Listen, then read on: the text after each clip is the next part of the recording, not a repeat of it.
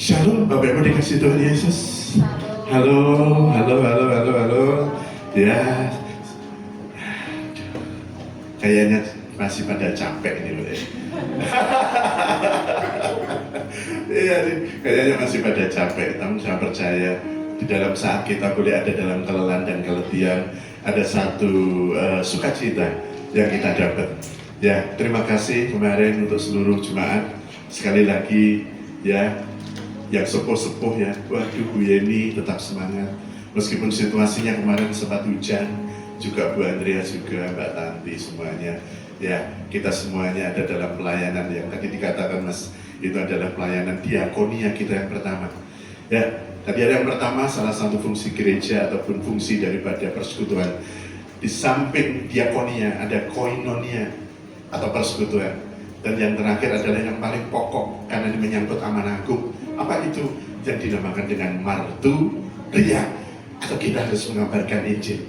Bapak Ibu dikasih Tuhan, saya berharap bahwa di dalam waktu-waktu yang akan datang, gereja kita sudah mulai menggeliat.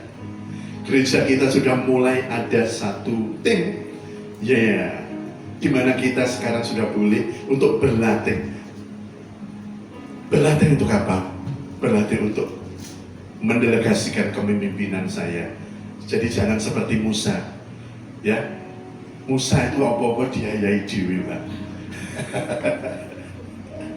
Tapi saya percaya, ya, ini adalah sebuah prinsip yang memang harus dimulai.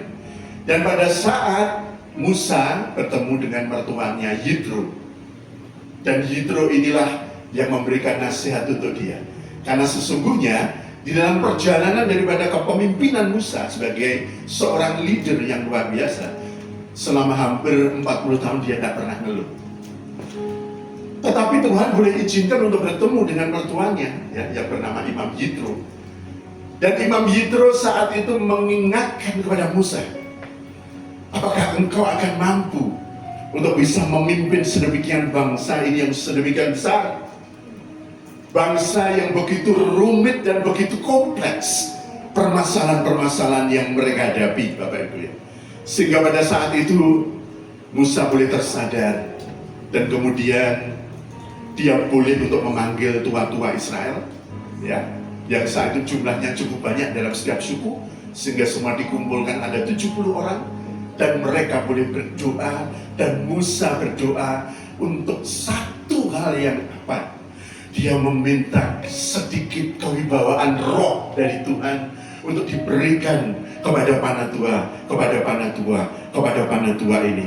Bapak Ibu sekalian, saya percaya pada suatu saat, dan kita akan baru memulai di gereja kita sudah mulai untuk bisa mendelegasikan, untuk bisa melakukan pemuritan, untuk bisa melakukan proses-proses supaya organisasi, sistematisasi yang ada di dalam gereja ini bisa berjalan. Namun semua perlu waktu. Dan satu hal yang menjadi pondasi apa? Kita harus senantiasa tetap bergandengan tangan, amin. Kita satu dengan yang lain harus tetap bersatu. Jangan sampai ada satu kondisi-kondisi yang menggoncangkan persekutuan kita di sini, amin. Ya, sebelah kanan kiri, salam kanan kiri, kita tetap harus bersatu. Kita harus tetap sukacita. Kita harus tidak boleh terprovokasi. Amin Bapak Ibu ya. Nah, saya selalu support dia, saya selalu mengingatkan dia, karena kita sekarang Tuhan boleh gerakkan. Jadi saya akan merefresh selalu tentang pesan-pesan seperti ini, tentang pesan-pesan di mana kita memang harus bertumbuh, memang kita harus memperbaiki. Dan saya percaya waktu demi waktu kita akan bersama-sama untuk pikirkan. Siang hari ini Bapak Ibu, ada satu video yang menarik sebelum saya masuk dalam sebuah tema tentang 4 hal yang Tuhan kehendaki terhadap gerejanya. Mungkin Pak Andreas bisa tampilkan satu video yang cukup menarik Bapak Ibu. Dan ini adalah satu video yang menggambarkan tentang bagaimana sebuah organisasi apapun itu digerakkan oleh sebuah dialektika. Kita akan lihat Pak Andreas ya.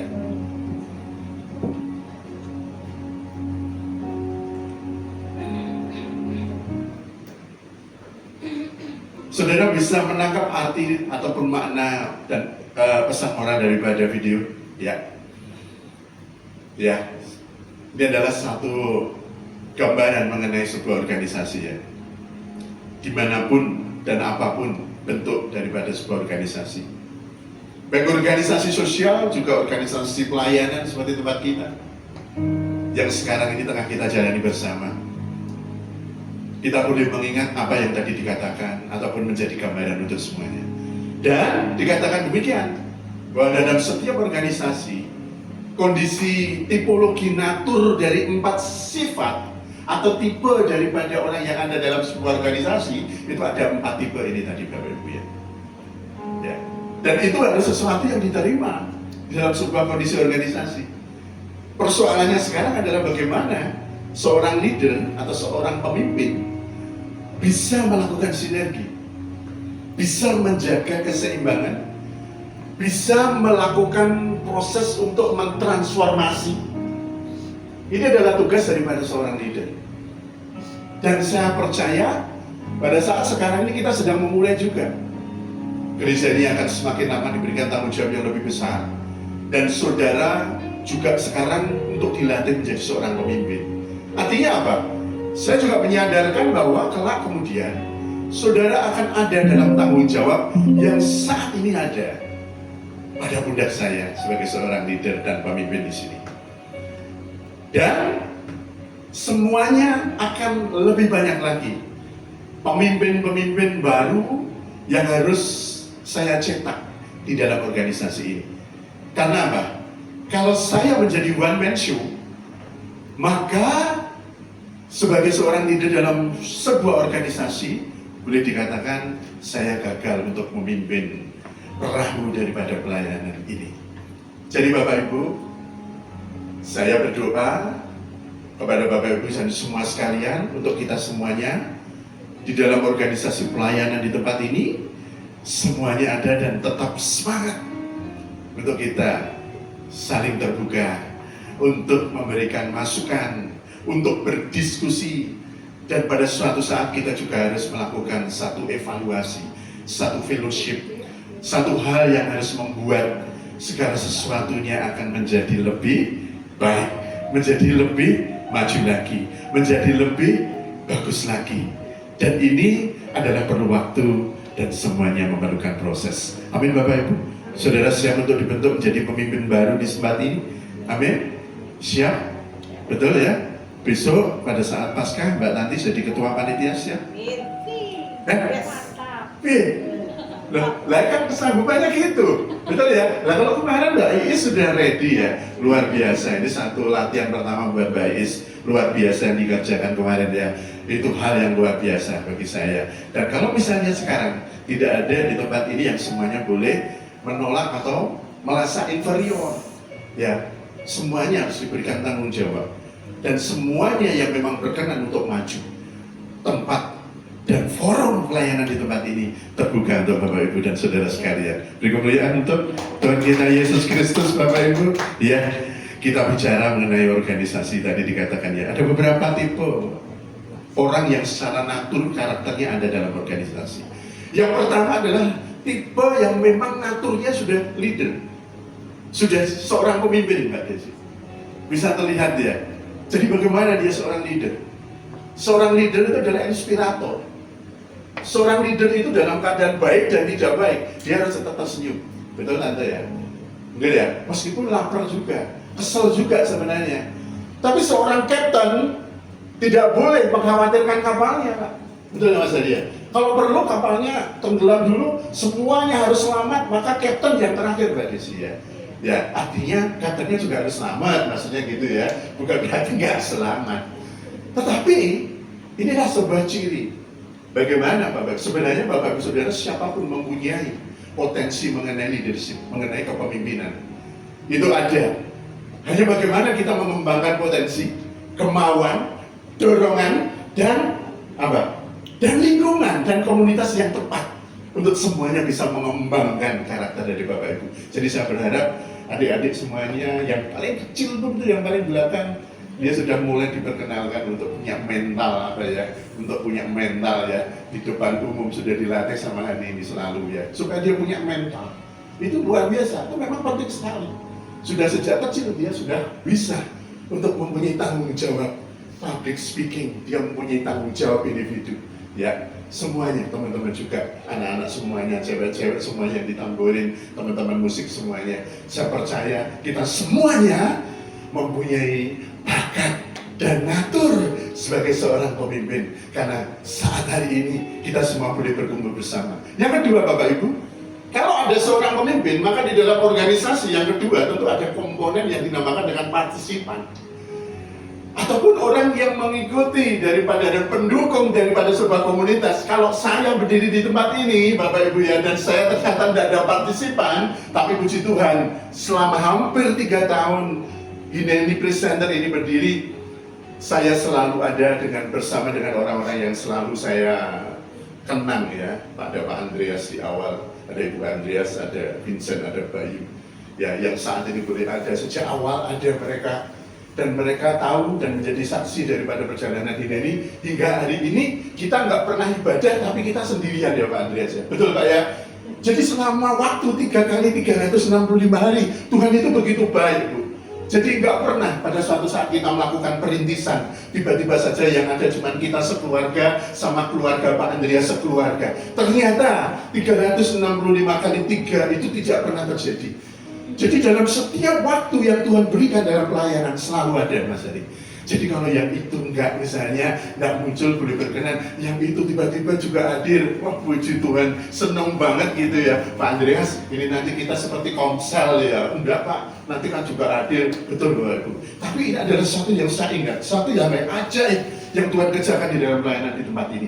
Hingga hari ini Tuhan selalu memberikan partisipan, Tuhan selalu memberikan orang-orang yang mengasihi, Tuhan selalu menunjukkan kepada saya bahwa Tuhan selalu mengingat perjuangan daripada pelayanan di tempat ini. Beri kemuliaan untuk Tuhan kita Yesus Kristus Bapak Ibu ya. Itu adalah tipe natur yang kedua.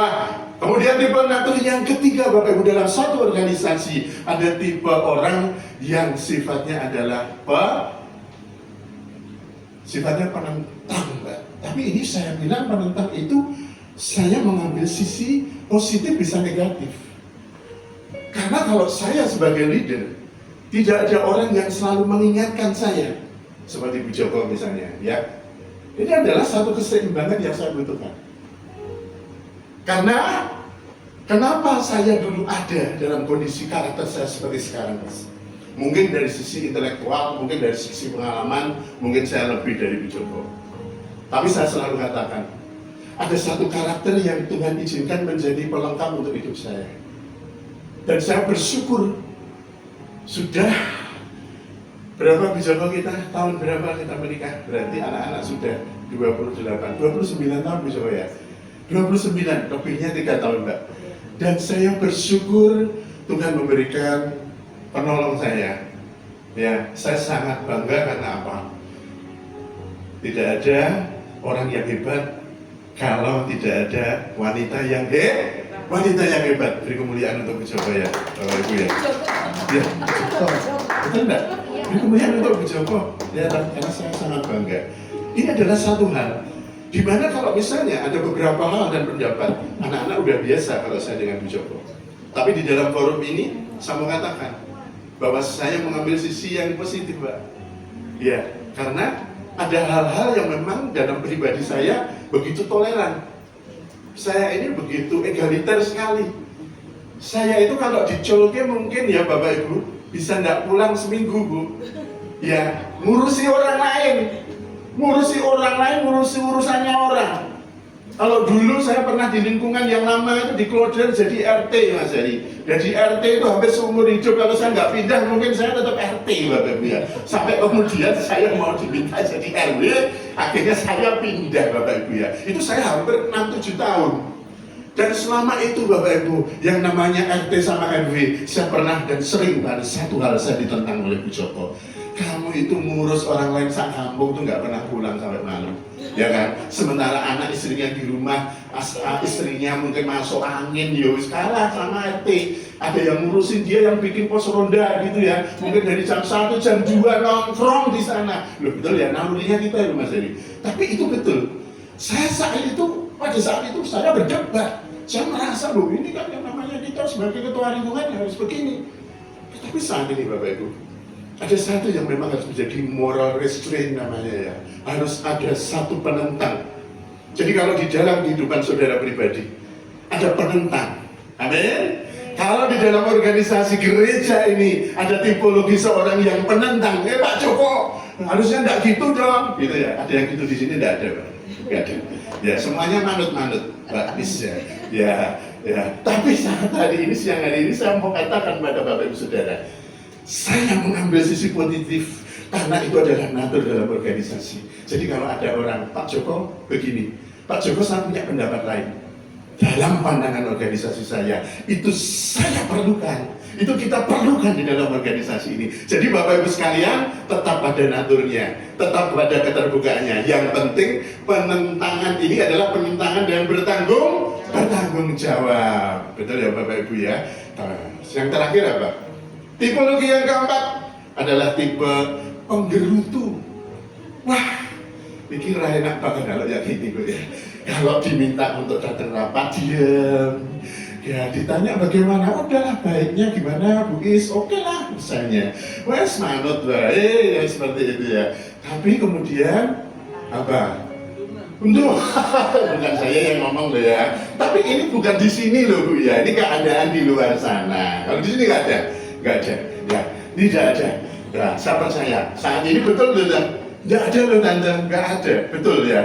Tapi saya percaya suatu saat juga akan muncul dan ada. Makanya Pak Joko mengingatkan bahwa 4 natur ini akan ada dalam sebuah organisasi, akan terjadi di dalam sebuah komunitas, dan pelayanan Bapak Ibu Saudara yang saat ini bersama dengan kita untuk merintis pelayanan di tempat ini harus siap, betul? Tapi saya sebagai leader di sini saya sudah tekankan bahwa ini adalah proses yang harus saya terima, harus diterima. Dan keterbukaan ini harus mengalir seperti yang seharusnya kita juga mengalir, supaya saudara tidak alergi. Pada saat suatu ketika Tuhan izinkan kita berdoa, Tuhan ini yang hadir 10.000 orang, 16.000 orang, 16.000 jiwa yang datang, kita doakan, malaikat pada datang, begitu orangnya banyak yang datang Bapak Ibu ya, mungkin kita nggak bisa lagi makan soto bersama kalau pulang guys. Ya, karena orangnya banyak banget tuh, dan satu kepala satu masalah. Ya, 10 orang jemaat baru 10 masalah baru, 20 orang 20 masalah baru, 100 jemaat Pak Joko sampai ditemoni angel Mbak Is. Saya semedok Pak Joko. 200 seorangnya piye? Masalahnya gimana Mbak ya toh? Ya, ketemuannya Mbak Desi, ketemuannya Mbak Is, ketemuannya Bu Yeni masuk susah gue. Ngambilin omahe Mbak Tanti, waduh wis mungkin gak ngelali Mbak, karena 100-200 orang yang Tuhan izinkan. Tapi Bapak Ibu, saya mengingatkan kepada saudara, inilah yang dimaksud sebagai satu proses, supaya di tempat ini saudara mengerti tentang rule-nya, tentang aturan mainnya. Bagaimana pandangan pemimpin di sini tentang arti daripada konflik, arti daripada sebuah resiko pertumbuhan. Semuanya saya terima dengan sukacita, dan biarlah Tuhan boleh memberikan kekuatan dan hikmat kepada saya dalam tanggung jawab pelayanan di tempat ini, supaya semuanya boleh membawa kemajuan di dalam kehidupan saudara, bertumbuh di dalam Tuhan saudara. Beri kemuliaan untuk Tuhan Yesus Kristus yang luar biasa Bapak Ibu. Benar enggak ya? Tadi ya, ada 4 tipe benar ya? Ada yang leader tipenya, ada yang tipe partisipan, ngomyongi saja. Kemudian yang ketiga ada tipe penentang, yang keempat ada penggerutu. Amin. Semuanya ada komplit ya, tapi sekarang nggak ada ini semuanya. Oke lah, baik-baik saja. Ya, Bapak Ibu, hal yang tentu juga terkait dengan faktor itu, sebagai seorang pemimpin, saya juga ingin belajar selalu.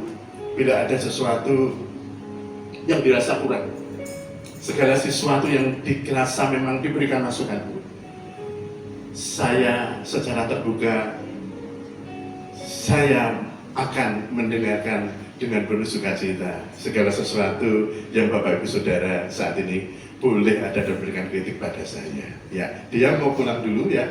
Oh ya, Tuhan berkati, hati-hati ya. Terima kasih untuk pelayanannya dia ya. Untuk seorang pemimpin, Bapak Ibu Saudara, mungkin kalau kita yang sepuh mengingat tentang trilogi yang diajarkan oleh Ki Hajar Dewantara. Apa itu Bu? Ing Madya mangun karso.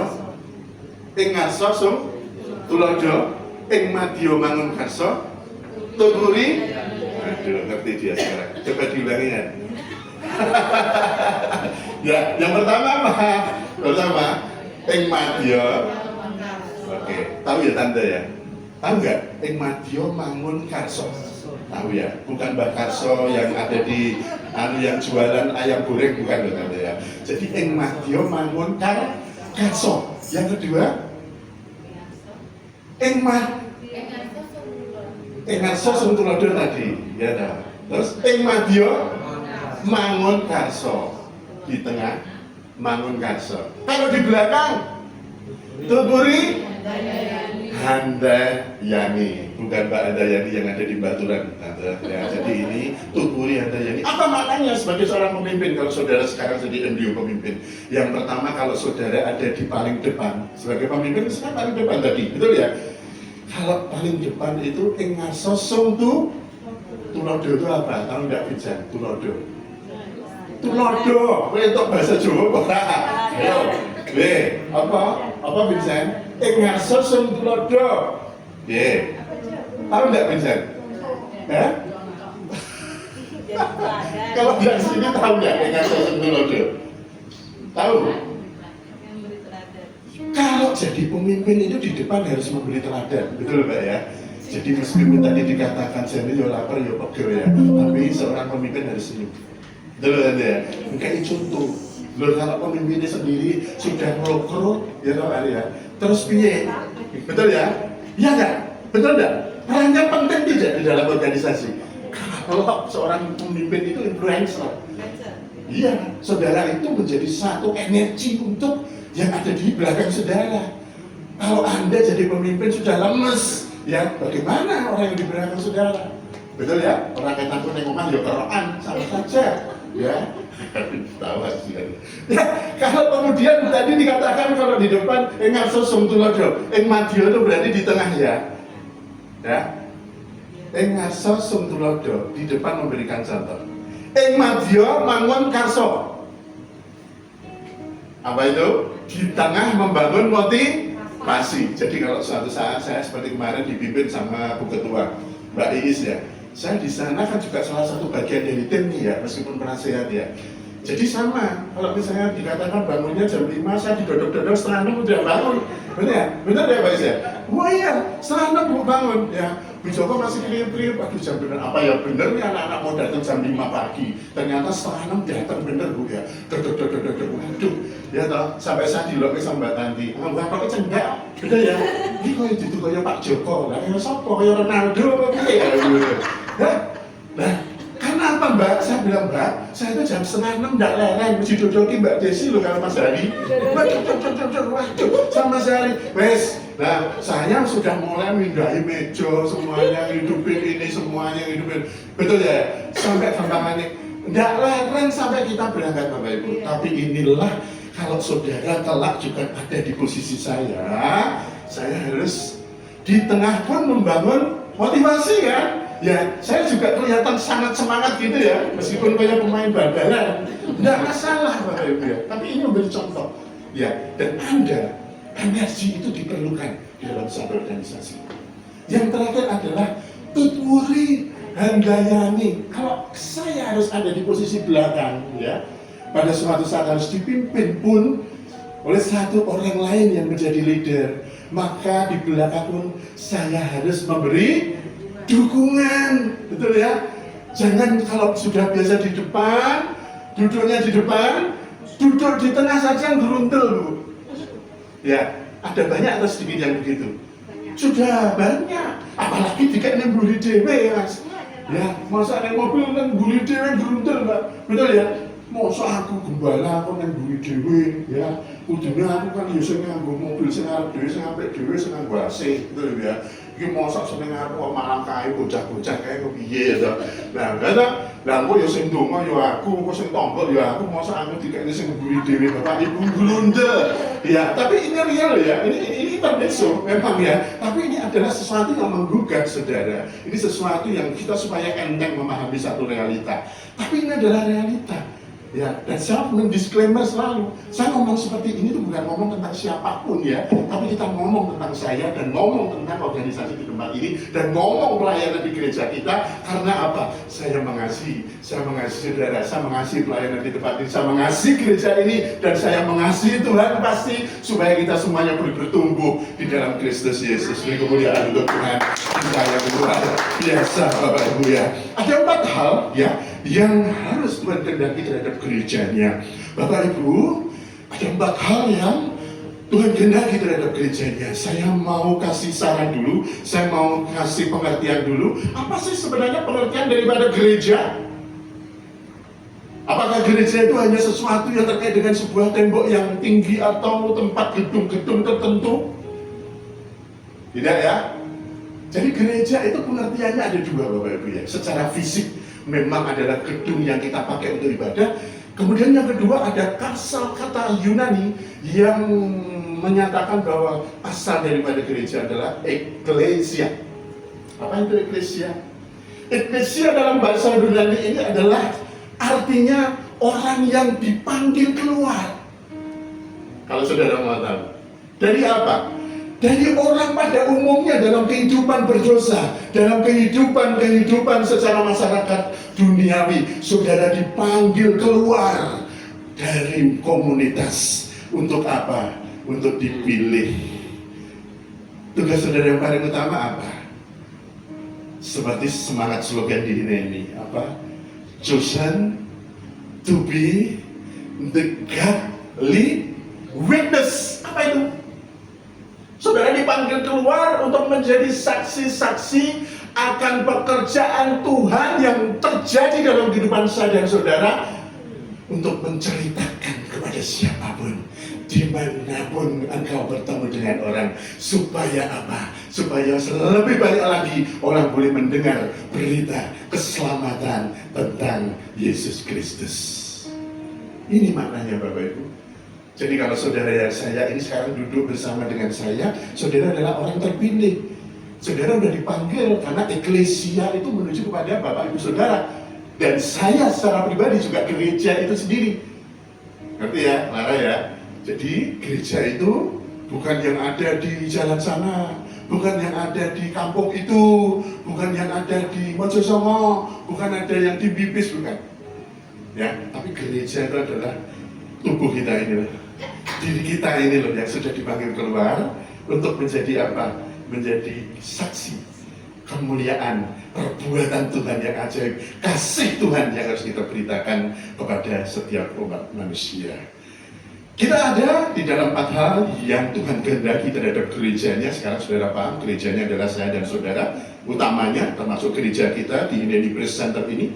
Nats yang kita baca sederhana saja adalah di Kitab Markus 7 ayat yang ke-24 sampai dengan ayatnya yang ke-30, Bapak Ibu ya. Mari kita buka, Bapak Ibu. Mari kita akan belajar bersama tentang firman Tuhan pada siang hari ini yang ada di dalam Kitab Markus ayat yang 7 sampai 24. Demikian firman Tuhan. Lalu Yesus berangkat dari situ dan pergi di daerah Tirus. Dia masuk ke sebuah rumah dan tidak mau bahwa ada orang yang mengetahuinya. Tetapi kedatangannya tidak dapat dirahasiakan. Malah seorang ibu yang anaknya perempuan kerasukan roh jahat segera mendengar tentang dia, lalu datang dan tersungkur di depan kakinya. Perempuan itu seorang Yunani, berarti dia bukan seorang Yahudi, amin. Saat itu orang yang non-Yahudi dianggap orang kafir, Bapak Ibu ya. Perempuan itu seorang Yunani, bangsa Siro-Fenisia. Ia memohon kepada Yesus untuk mengusir setan itu dari anaknya. Lalu Yesus berkata kepadanya, biarlah anak-anak kenyang dahulu, sebab tidak patut mengambil roti yang disediakan bagi anak-anak dan melemparkannya kepada anjing. Tetapi perempuan itu menjawab, benar Tuhan, Tetapi anjing yang di bawah meja juga makan remah-remah yang dijatuhkan anak-anak. Maka kata Yesus kepada perempuan itu, karena kata-katamu itu, pergilah sekarang, sebab setan itu sudah keluar dari anakmu. Perempuan itu pulang ke rumahnya, lalu didapatinya anak itu berbaring di tempat tidur, sedang setan itu sudah keluar. Amin Bapak Ibu. Ini adalah cerita mengenai seorang perempuan Sirofenisia. Sirofenisia ini kalau kita lihat peta sekarang Bapak Ibu, ini kira-kira terjadi di negaranya Lebanon. Ya, mungkin sudah lebih mudah untuk memahami Lebanon ya. Ini di kota Tirus, ini ada di Lebanon. Sekarang pun juga ada di Lebanon. Dan kota Tirus atau Sirofenisia ini dalam peta Alkitab adalah merupakan satu tempat yang memisahkan atau satu daerah memisahkan antara orang Yahudi dengan non-Yahudi. Saudara tahu bahwa pada saat itu orang Yahudi tidak bergaul dengan orang non-Yahudi. Dan dia seorang penemuan Kanaan, orang non-Yahudi, sehingga orang-orang Yahudi mengatakan bahwa dia adalah seorang kafir. Lebih-lebih lagi, mereka boleh menyebutnya, maaf ya, dengan kata-kata mereka derajatnya sama seperti anjing. Amin. Jadi kita melihat pada saat itu, ada seorang perempuan dengan suara yang sangat keras, ya, datang kepada Yesus supaya ia menyembuhkan anaknya yang sakit. Pada saat itu Bapak Ibu, adik-adik sekalian, murid-murid Tuhan Yesus mencoba menghalangi perempuan yang berteriak di dalam kegalauannya ini. Tetapi kemudian murid-murid sadar dengan penuh kerendahan hati untuk memperbolehkan wanita ini boleh datang kepada Yesus.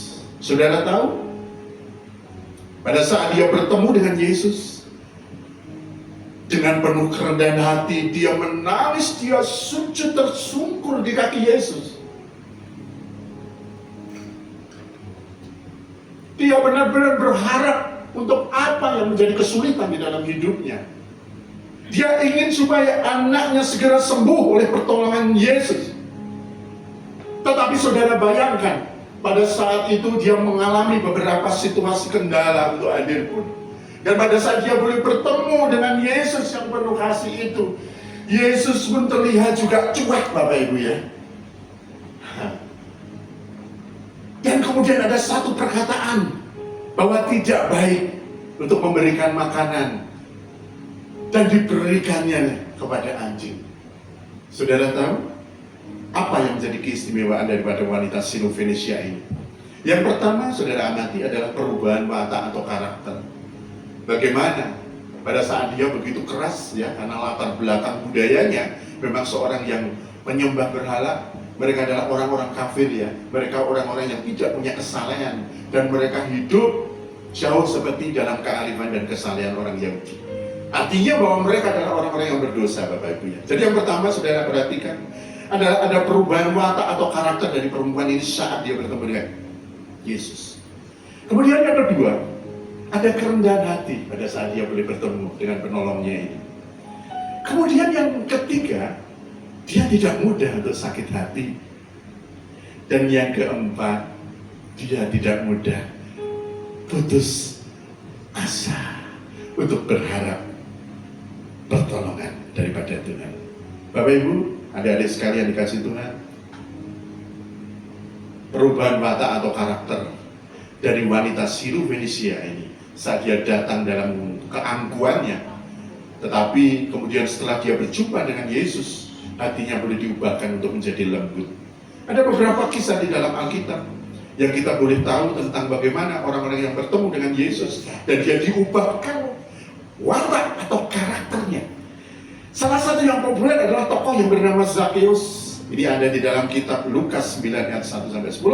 Dan yang paling populer adalah Rasul Paulus. Saudara bisa baca di dalam Kisah Para Rasul 9 ayat yang ketiga sampai dengan yang ke-8. Saudara tahu bahwa sebelum mengenal Kristus, Saulus adalah penganiaya orang Kristen Bapak Ibu ya. Setelah bertemu dengan Kristus, ia diubahkan menjadi Rasul Tuhan. Di tempat ini saya dan saudara sudah dipanggil keluar. Dan saya percaya dalam perjalanan kehidupan saudara, saudara sudah bertemu Saudara sudah bertemu dengan Yesus dalam kehidupan saudara? Amin. Pertanyaannya Pak Joko, ataukah saudara seperti Zakheus atau seperti Saulus? Adakah sesuatu yang berubah pada saat hidup engkau bertemu dengan Tuhan? Kalau sudah ketemu Tuhan harusnya beda nggak nanti? Beda. Dulu nggak sabar jadi sabar. Kalau dulu nggak tahan lapar, rajin puasa mbak. Ya, kan gitu ya.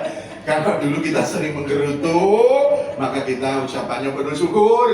Kalau dulu perkataannya kata-kata yang kotor yang keluar. Maka sekarang setelah kenal Yesus, ketemu Yesus, maka kemudian dia penuh dengan kata-kata yang memberkati. Amin. Kalau saudara di dalam keluarga ada satu pergumulan untuk saudara bisa membuat Tuhan boleh jamah tentang rinduan saudara pribadi lepas berat di dalam keluarga, maka saya boleh berpesan bahwa apapun di dalam lingkungan itu saudara harus memperkatakan perkataan-perkataan yang profetik, perkataan-perkataan yang baik, perkataan-perkataan yang akan dapat menggerakkan kehidupan saya dan saudara untuk kita boleh ada di dalam pengharapan dalam Tuhan. Bapak Ibu, next Pak Andreas ya. Dalam contoh yang nyata, saudara tahu ada lagu Amazing Grace. Amazing Grace. Tahu ya itu lagunya apa ya? Ini penciptanya namanya John Newton. Saudara tahu? Ya sebelumnya adalah seorang kapten kapal nih Mas Edi. Ya, ini seorang kapten kapal yang dia ini mengarungi Samudra Pasifik, yang membawa budak dari Eropa dibawa ke Amerika, sebaliknya dari Amerika dibawa ke Eropa. Saudara tahu kehidupan pada saat itu sangat keras ya, sehingga watak yang keras, kehidupan yang keras, dan lingkungan yang saat itu tidak mendukung dia menjadi orang yang saleh. Dia menjadi seorang penjudi, dia menjadi seorang pemabuk, dia menjadi seorang pezina. Tetapi setelah dia bertemu dengan Tuhan, Bapak Ibu, renungkan lagu Amazing Grace. Ini adalah satu ungkapan jiwa yang terdalam dari John Newton. Karena dia merasa, aku yang sudah berdosa, aku yang sudah demikian kotor dalam hidupku, tetapi mengapa Yesus masih mau untuk menerima saya? Tuhan masih mau untuk memberikan kasih karunia-Nya. Bapak Ibu, ini adalah satu contoh sebuah kisah tentang John Newton ya di dalam kehidupannya. Ada lagi, next.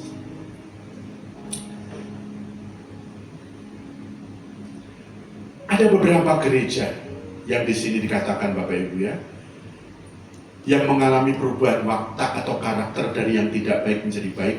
Di dalam Yesaya 11 ayat 19, saudara baca, di dalam Yesaya 36 ayat 27. Di sini dikatakan di dalam Yesaya 11 dan 36 bahwa Tuhan itu sanggup untuk mengubah hati, Pak. Dan Tuhan sanggup untuk menaruh roh yang baru di dalam hatimu. Jadi dia sungguh berkuasa ibaratnya. Dari orang yang saudara katakan orang itu tidak mungkin untuk berubah. Tapi Yesaya 11 ayat 19, Yesaya 36 ayat 27 menjadi jaminan Alkitabiah bahwa karena doamu, karena ketidakputusanmu, karena engkau berdoa tidak henti-hentinya, maka Tuhan sanggup untuk merubah hati siapapun juga yang saat ini saudara doakan. Amin Bapak Ibu ya. Beri kemuliaan untuk Tuhan kita yang luar biasa Bapak Ibu. Yang kedua kemudian Bapak Ibu adalah tentang kerendahan hati. Begitu dia ketemu dengan Yesus, perempuan Sino-Fenisia ini tersungkur dan dia menangis di kaki Yesus. Efesus 4 ayat kedua dikatakan bahwa kerendahan hati ini adalah jaminan kita untuk mendatangkan kebahagiaan, kekayaan, dan kebajikan di dalam kehidupan kita. Pertemuan dengan Yesus mengubah hidupnya menjadi rendah hati. Kerendahan hati adalah menomor satukan orang lain Bapak Ibu ya, kemudian tidak mementingkan kepentingan pribadi ya. Hendaklah kamu selalu rendah hati, lemah lembut dan sabar, tunjukkan kasihmu dalam hal saling membantu. Siang hari ini gereja Tuhan harus memiliki kerendahan hati Bapak Ibu ya. Amin. Gereja Tuhan harus selalu memiliki kerendahan hati. Yang berikutnya adalah tidak mudah sakit hati. Ketika Yesus mengatakan perempuan ini sama dengan seekor anjing, ya ternyata tidak balik kanan terus pulang. Tetapi perempuan ini tetap tidak merasa itu sakit hati. Dan dia persamakan dalam kerendahan hatinya bahwa kalau anak-anak itu diberikan makanan dan ada remah-remah yang jatuh, biarlah aku yang anjing ini akan memakan sisa-sisa daripada berkat kasih karunia Tuhan itu. Bapak Ibu yang terjadi, kita harus tidak mudah untuk sakit hati. Gampang apa enggak? Yang jawab paling duluan Mbak Tanti. Ada pengalaman pribadi Mbak? Ya, besok kesaksian loh Mbak. Ya, Mbak Tanti kan berkatnya besok ya. Dia katakan dia apa ini gampang apa angel, mengatakan tidak mudah sakit hati. Betul ya? Ini adalah satu perkataan gampang kita ngomong, tapi angel ya Mbak untuk. Tapi saya percaya Tante, adik-adik sekalian, kita sebagai gereja Tuhan harus berdoa untuk dimampukan supaya kita tidak mudah untuk sakit hati dalam hal apapun. Sidik-sidik untung Mbak, jangan baru diomongin gini udah untung. Ya Mbak, jangan lah ya. Mau ngomong seperti ini nggak enak sedikit, maaf terus bubar lah ya, terus gereja-gerejona, aduh Bapak Ibu jangan. Ya, kita tidak mudah sakit hati ya. Nah, kemudian yang kedua, tidak mudah putus asa Bapak Ibu ya. Ketika murid-murid Yesus menghalangi perempuan ini dan Yesus tidak segera menolong, bahkan Yesus mengatakan perempuan ini menjadi seekor anjing, ia tetap maju terus dan tidak putus asa. Sehingga pertolongan yang dari Tuhan itu terjadi di dalam kehidupan perempuan Sirofenisia ini Tuhan. Di dalam kehidupan nyata kita, keputusasaan itu banyak dalam bentuk-bentuknya Bapak Ibu ya. Ada keputusasaan yang menyangkut kehidupan ekonomi, kesehatan, karya, keluarga. Saya menghimbau, saya mohon untuk merenungkan di dalam ruangan ini.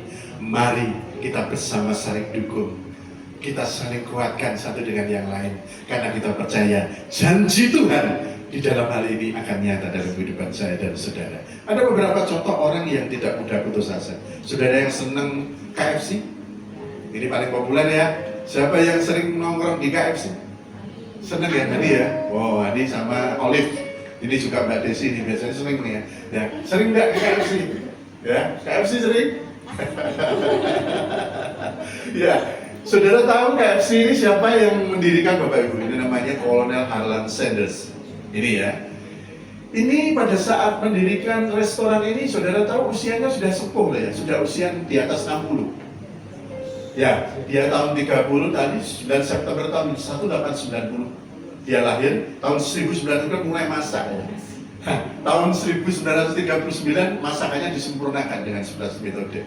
Tahun 50 dia berkeliling, memasarkan dari kota ke kota, dari kampung ke kampung, kelilingan.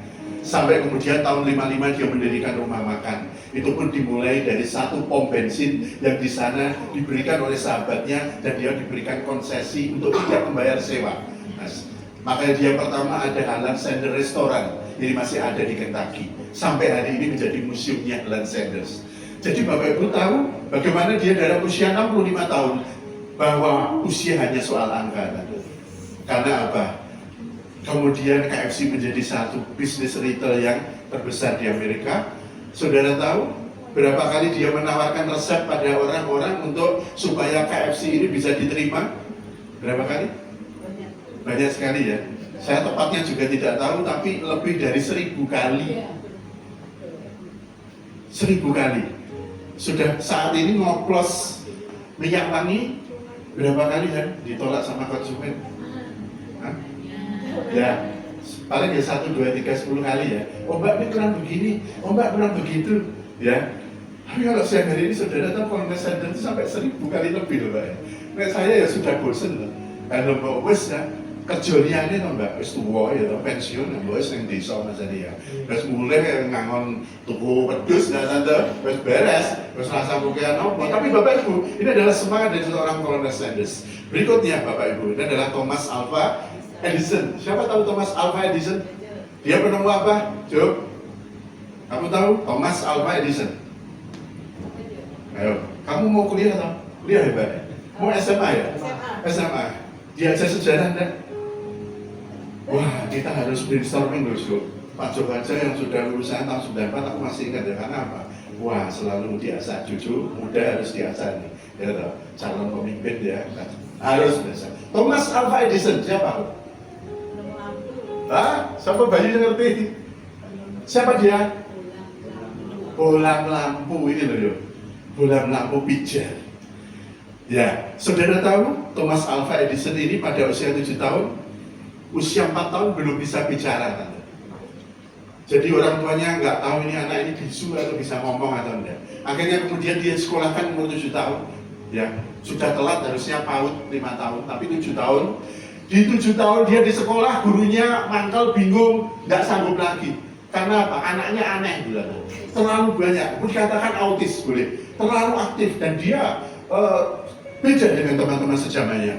Sehingga dia akhirnya menyerahkan kembali pulang, dan ibunya pakai uang sama gurunya, karena setiap hari dipanggil Bibi. Ya, akhirnya dia bawa pulang guys ya, dan akhirnya ibunya tahu, akhirnya diajar di rumah saja. Dan saudara tahu ya, pada saat kemudian dia secara otodidak,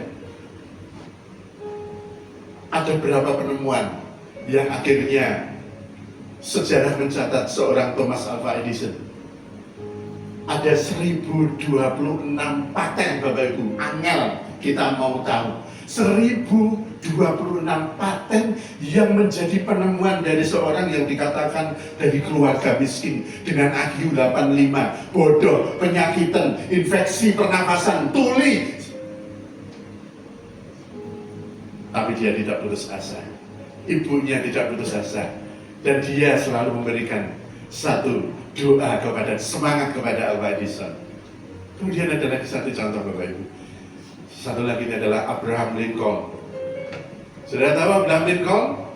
Ya, kalau dengan Pak Joko ini selalu agak brainstorming ya. Kita cerita sejarah biar kita ya smart selalu. Ya. Siapa Abraham Lincoln Bapak Ibu? Dia adalah Presiden Amerika Serikat yang ke-16. Bapak Ibu ya. Ini adalah contoh orang yang luar biasa. Kebetulan dia punya profesi seperti saya. Dia seorang pengacara, dia seorang lawyer yang otodidak.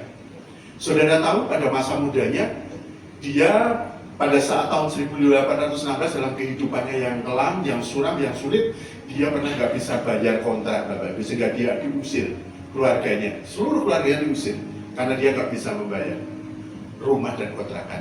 Usahanya tahun 1833 bangkrut Bapak Ibu. Sesudah dia bangkrut, dia mencari pekerjaan sana sini, nggak ada pekerjaan.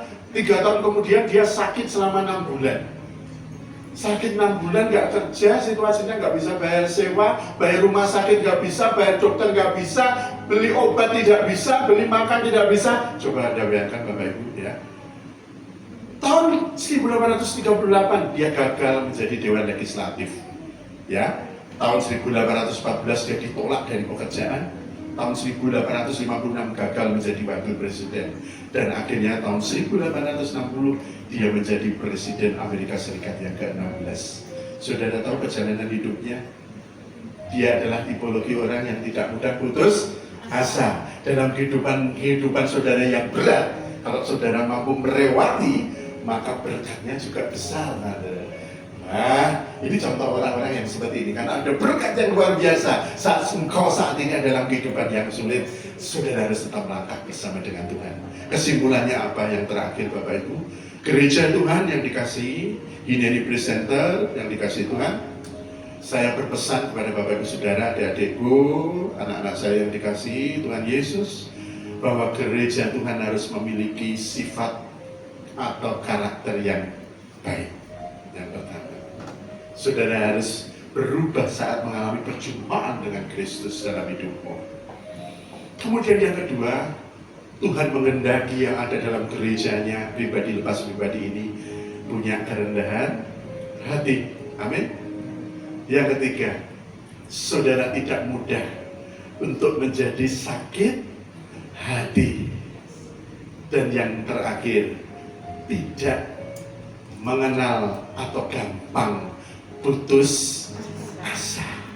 Ini adalah gereja yang berkenan di hadapan Tuhan. Siap Bapak Ibu untuk menjadi pribadi yang Tuhan kehendaki atas gereja Tuhan ini? Gampang apa angel? Gampang angel. Besok kesaksian ya Tante. Ya Mbak Tanti, kok iso ora gampang sakit hati lu piye gitu loh, resepnya gitu ya Bapak Ibu. Mari pada siang hari ini kita boleh belajar senantiasa Bapak Ibu. Saya senantiasa mengingatkan supaya komunitas ini, jemaat ini, gereja ini, pertumbuhan di gereja ini semuanya selalu ada dalam semangat dan api yang membara di dalam kasih Tuhan. Dan saya sebagai seorang leader, saya akan berupaya untuk menjadi leader yang baik dan saya siap untuk belajar. Tapi saudara juga harus siap untuk dilatih dan melatih kelak menjadi seorang pemimpin di tempat ini. Tuhan Yesus memberkati saya, saudara.